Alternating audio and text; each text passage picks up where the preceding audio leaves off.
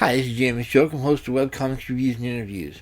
Tonight, we're killing your darlings. So sit back, relax, and let the Geek Fest begin.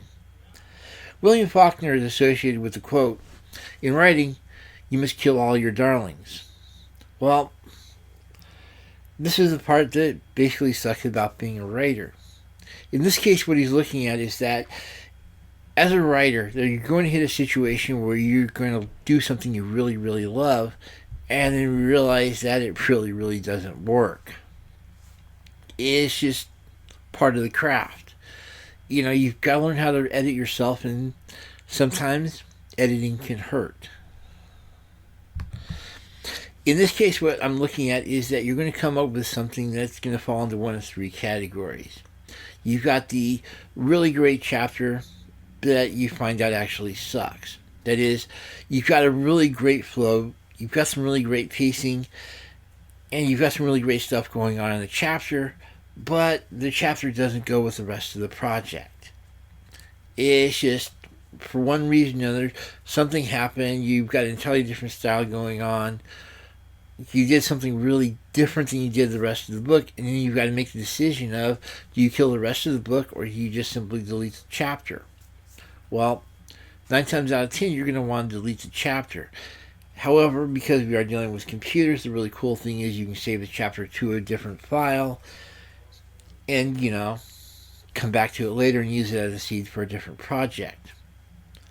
Problem 2 is that you've got this really great character who you've been working on, and he's been doing some really interesting stuff, and then all of a sudden you find out that you keep hitting writer block after writer block, and it all comes back to the same particular character or place or item or arc or whatever.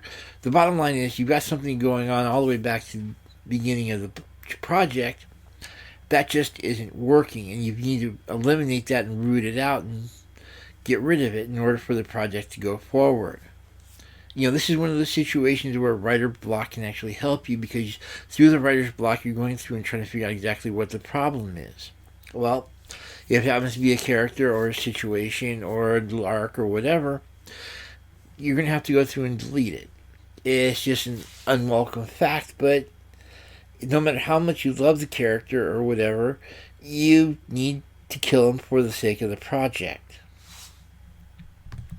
Admittedly, it's going to be tough to do because, well, you put all this work into effort and energy, and it's going to be interesting to see just where all he touched upon.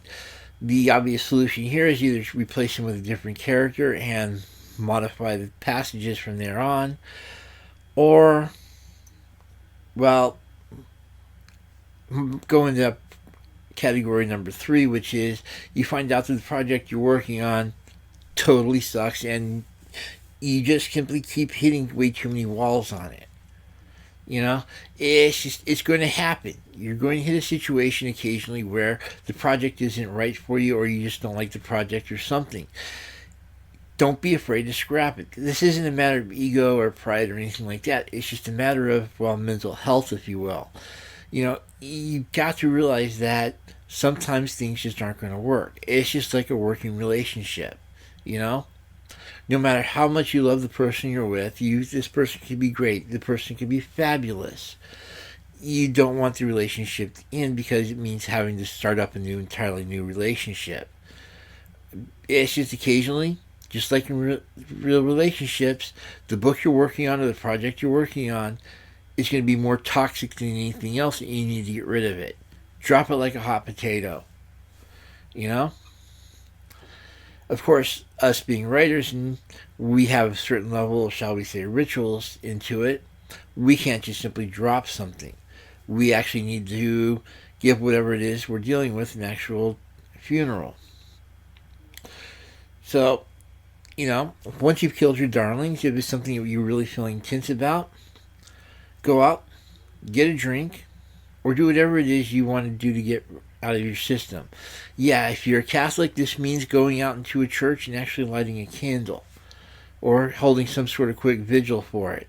Whatever it meant, just to work to get out of your system. But you need to recognize that killing your darlings is not a bad thing as a writer to do. It's just part and parcel of the job. So the sooner you can get used to it, the better. That's it. Have a good evening.